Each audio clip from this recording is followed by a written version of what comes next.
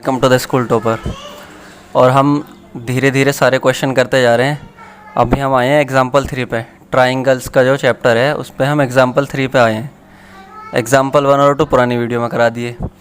इस एग्जाम्पल को करने से पहले एक चीज़ रिमाइंड करो। पहले तुम्हें एक चीज़ पता होगी 9th क्लास में, क्या जैसे सपोज़ करो ये कोई पैरेलल लाइन है और ये भी एक पैरेलल लाइन है, तो ये वाला जो, अगर ये एंगल 60 है तो ये वाला एंगल भी 60 ही होगा।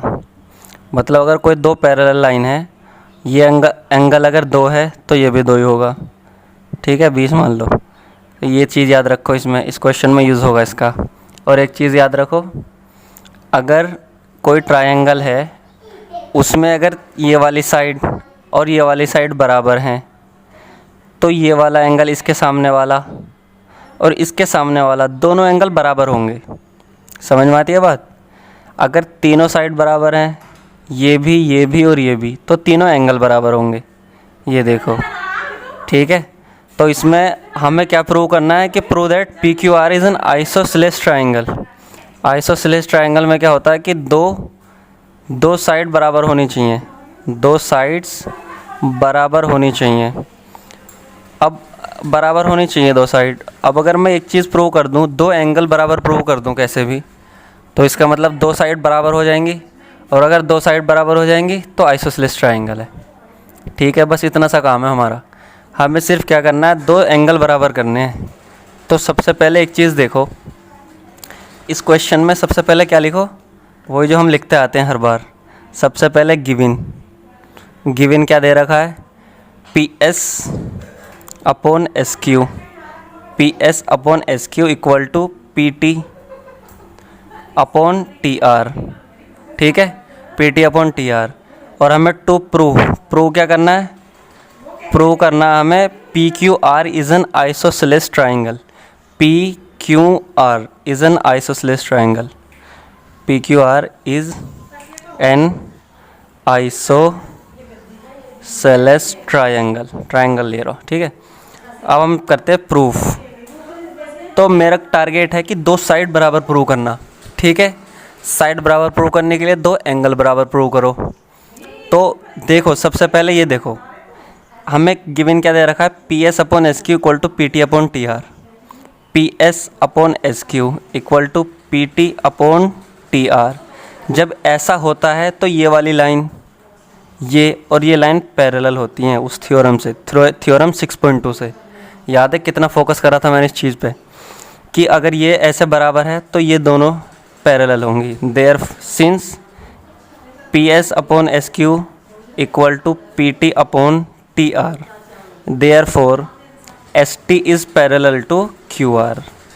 एस टी जो होगी वो क्यू आर के पैरेलल होगी, और जब एस टी पैरेलल होगी क्यू आर के, तो ये वाला एंगल और ये वाला एंगल, ये दोनों बराबर होंगे।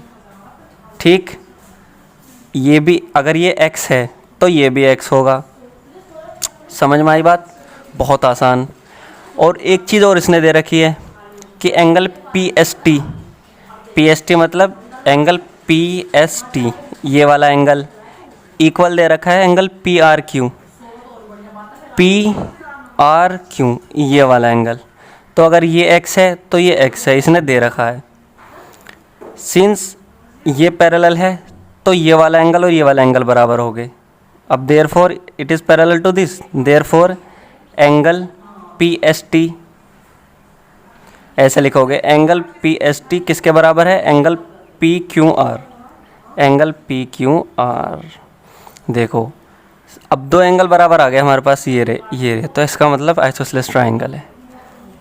सिंस वी हैव नाउ, हमारे पास अब क्या है, we have now angle P Q R, angle P Q R, ये वाला एंगल इक्वल है angle P R Q,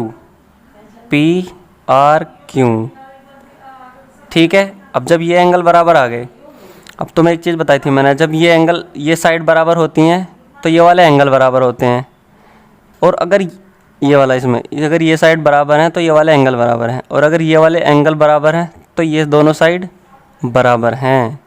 therefore जब ये दोनों एंगल बराबर होंगे, therefore P Q P Q बराबर पी आर दोनों साइड बराबर हो गई। Hence the triangle P